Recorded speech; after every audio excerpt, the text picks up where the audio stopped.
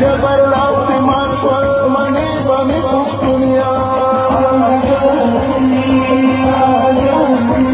گوایا چی غدای خوزا دا حق وزنیم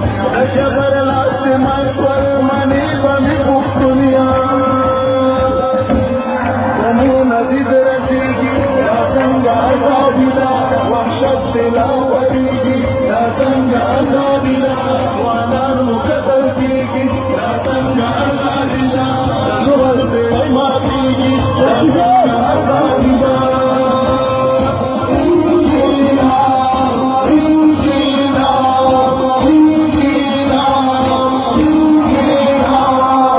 وانار مقتل کیگی کورنا مورانیگی دا سنگ عذابی